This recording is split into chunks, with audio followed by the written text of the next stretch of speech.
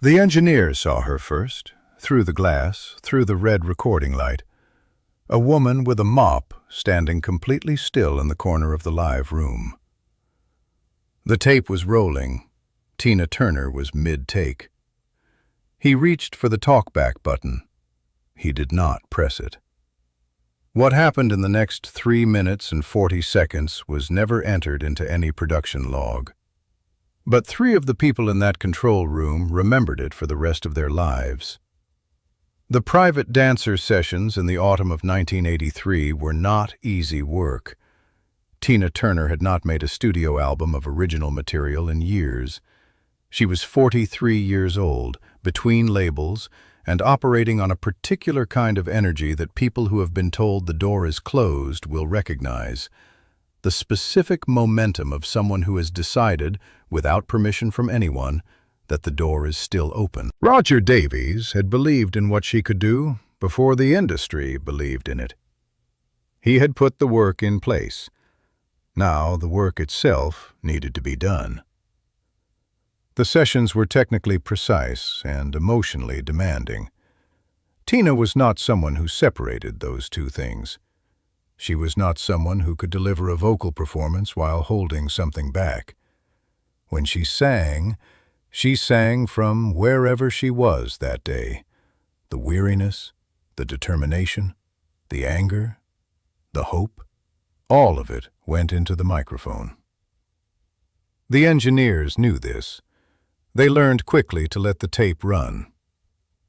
The studio occupied the upper floors of a converted building in central London. The live room was large and carefully isolated.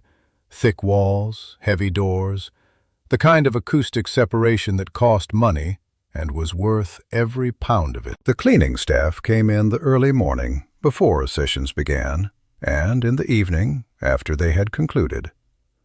This was the arrangement. On the evening in question, the arrangement broke down. Her name was Anna. She was 56 years old. She had been cleaning the building for 3 years and had learned its rhythms the way people learn any environment they move through daily.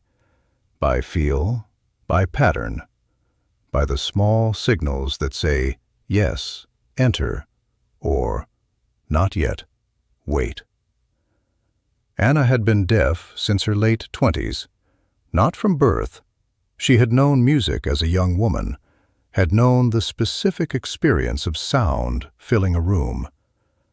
The loss had been gradual, and then sudden, and then complete.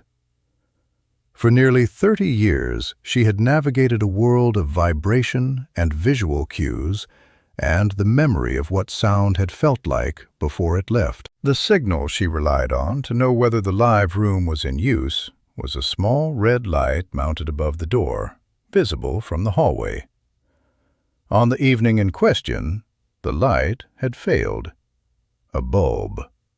Something small enough to be unremarkable, significant enough to change everything. She pushed open the heavy door with her shoulder, mop in hand, and stepped inside. The vibration hit her before she had taken a second step. She stopped. In the control room, the engineer saw her appear in the corner of his vision, a small figure in a gray work uniform, frozen near the door, mop handle tilting slightly as her weight shifted. He processed what he was seeing. He reached for the talkback button that would cut the take. Across the glass he could see Tina Turner, eyes closed, microphone in both hands. 3 lines into the vocal. He did not press the button. What Anna felt in that room was not sound in any conventional sense. It was pressure. Frequency translated through the floor, through her shoes, through the bones of her feet, and upward. She had felt vibration before, machinery, traffic, the low register of a city going about its work. She had learned to read vibration the way sighted people read an expression. This was different. This was a voice. She could feel it was a voice the way you can feel weather change before you see it. Something in the quality of the frequency, in the way it moved through the air differently from any mechanical source. Alive, intentional, shaped by a person. She stood completely still and let it come through her. In the control room, nobody spoke. The assistant engineer had risen from his chair and then sat back down. The producer had his hand on his headphones and was watching through the glass with the particular focus of someone witnessing something they cannot yet name. Tina Turner opened her eyes. She saw Anna. For a fraction of a second, something passed across Tina Turner's face. Not annoyance, not surprise, something quieter. Recognition of a kind that did not require explanation. She did not stop singing. She turned, very slightly, toward the corner where Anna stood. Not completely. She kept herself oriented to the microphone, kept the distance and the angle that her voice needed.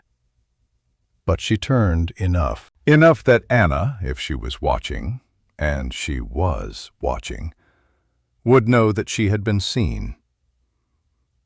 She sang the rest of the take. She sang it differently from every other take. The engineers in the control room knew it immediately. There is a quality that vocal performances have when they are addressed to a specific person rather than to a microphone. A directness, a specificity, something that changes the relationship between the voice and the air it moves through. It is not something you can engineer in. It either arrives or it does not. It arrived. When the take ended, the room held its silence for a moment. In the control room, no one reached for the talkback button. No one spoke. They waited. Anna had not moved from her position near the door. The vibration had stopped. The room had become, for her, a different kind of stillness. Not empty, but settled. The way a room feels after something significant has just finished happening in it. She looked at Tina Turner. She placed the mop against the wall. She crouched down, carefully, the way someone older does when they are not certain their knees will cooperate, and she placed both palms flat on the studio floor. She held them there for a moment. Then she stood.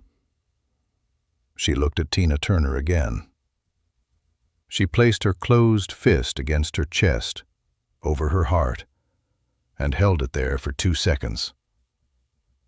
Then she picked up her mop and walked out. Tina Turner stood at the microphone and did not say anything for a long moment. Then she said to the control room, through the talkback, "That's the one." The people who were in that control room never claimed with certainty which take ended up on the album. Memory is not always precise about sequence. What they were precise about, what all three of them described in separate conversations, years apart, with the same specific detail, was what they had seen through the glass. A woman standing still in a room full of sound she could not hear. A performer who saw her and did not stop. A fist pressed over a heart. A door closing. Tina Turner rarely spoke about individual recording sessions. She spoke about the album, about what Private Dancer meant, what it represented, the improbability of it existing at all, given where her career had been 3 years earlier. She spoke about Roger Davies and the belief that preceded the evidence. She spoke about the songs. She did not speak, in any interview that exists, about the woman in the gray work uniform. But the people who were in that room spoke about it. Not often. Not for publication. The way you speak about something that belongs more to experience than to story. Carefully, only to people who would understand why it mattered. What it illustrated, what made it stay with them, was something about what a performance actually is. There is a version of performance that is transactional. The performer delivers a product to an audience that has paid for it. The quality of the delivery is measured in technical terms. The emotional response is a bonus, not a requirement. Tina Turner did not operate this way. She had never operated this way. What she had always operated from was the belief that the person in the room, whoever they were, wherever they were sitting, whatever they had carried in with them, deserved to be sung to as though the song was written for them specifically, as though they were the only person, as though their presence in that space at that moment was not incidental, but essential. Anna had not paid for a ticket. Anna had not known, when she pushed open that door, that she was entering anything other than a room that needed cleaning. She had no context for what was happening, no preparation, no expectation. And Tina Turner had sung to her anyway, with everything she had, as though Anna were 18,000 people, and also the only one. Private Dancer was released in June of 1984. It sold more than 20 million copies worldwide. It won 4 Grammy Awards. It is, by any measure, one of the most significant albums in the history of popular music. Anna never knew it existed. Or perhaps she did. The album was everywhere in the year that followed. It is possible she saw the name on a record sleeve, or saw a photograph, and made a connection she could not verify. What she knew, on that evening in London in 1983, was what she had felt through the floor of a room she had entered by mistake. She had felt a voice that reached her without sound. She had felt, for 3 minutes and 40 seconds, what it is to be the person a performance is for.